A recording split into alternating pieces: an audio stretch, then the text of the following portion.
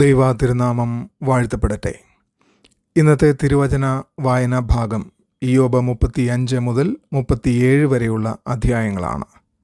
ഇയ്യോബ് 35 അധ്യായത്തിൽ എലീഹു ഇയ്യോബിനോട് സംസാരിച്ച് നീതിമാനായാൽ എന്ത് ലാഭം എന്ന് ചോദിക്കുന്ന മനോഭാവത്തെ ചോദ്യം ചെയ്യുന്നു.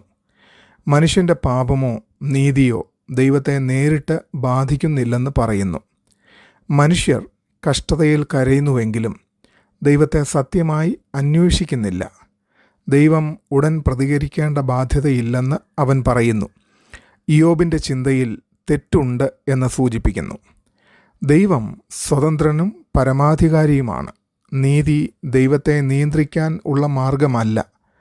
സത്യമായ പ്രാർത്ഥന ദൈവത്തെ അന്വേഷിക്കുന്നതിലാണ്. ദൈവവുമായുള്ള ബന്ധമാണ് പ്രധാനപ്പെട്ടത്. നല്ലത് ചെയ്താൽ ഉടൻ ഫലം ലഭിക്കണം എന്ന ചിന്ത തെറ്റാണ്.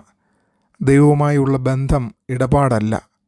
ആവശ്യമുള്ളപ്പോൾ മാത്രം ദൈവത്തെ തേടരുത്. സത്യസന്ധമായ ദൈവാന്വേഷണം വേണം എന്നർത്ഥം. ഇയ്യോബ് 36 അധ്യായത്തിൽ എലീഹു ദൈവത്തിൻ്റെ നീതിയും മഹത്വവും വിശദീകരിക്കുന്നു. ദൈവം ശക്തനായവനാണ്, എന്നാൽ കഷ്ടപ്പെടുന്നവരെ പരിഗണിക്കുന്നു. കഷ്ടത മനുഷ്യരെ തിരുത്താൻ ഉപയോഗിക്കുന്നു. ദൈവത്തിൻ്റെ ശിക്ഷ നിരസിക്കുന്നവർ നശിക്കും. ദൈവത്തിൻ്റെ പ്രവൃത്തികൾ മാനുഷ്യ ബുദ്ധിക്ക് അതീതമാണ്. കഷ്ടതകൾ ദൈവത്തിൻ്റെ ശിക്ഷ മാത്രമല്ല, ശിക്ഷണവും ആണ്. ദൈവം നീതിമാനും കരുണയുള്ളവനുമാണ്. അവൻ്റെ മാർഗങ്ങൾ ഉയർന്നവയാണ്. ദൈവത്തിൻ്റെ ശിക്ഷ സ്വീകരിക്കുന്നത് ആത്മീയ വളർച്ചയ്ക്ക് സഹായിക്കുന്നു. പ്രശ്നങ്ങൾ നമ്മെ രൂപപ്പെടുത്തുന്നു. ദൈവത്തിൻ്റെ തിരുത്തൽ നാം സ്വീകരിക്കണം. കഷ്ടതകളിൽ ദൈവത്തിൻ്റെ ഉദ്ദേശം മനസ്സിലാക്കുവാൻ ശ്രമിക്കണം. ദൈവത്തിൻ്റെ പദ്ധതിയിൽ നമുക്ക് വിശ്വാസം വേണം. 37 അധ്യായത്തിൽ എലീഹു പ്രകൃതിയിലെ ദൈവത്തിൻ്റെ ശക്തിയെ വിവരിക്കുന്നു. ഇടിയും മിന്നലും മഴയും മഞ്ഞും എല്ലാം ദൈവത്തിൻ്റെ നിയന്ത്രണത്തിലാണ്.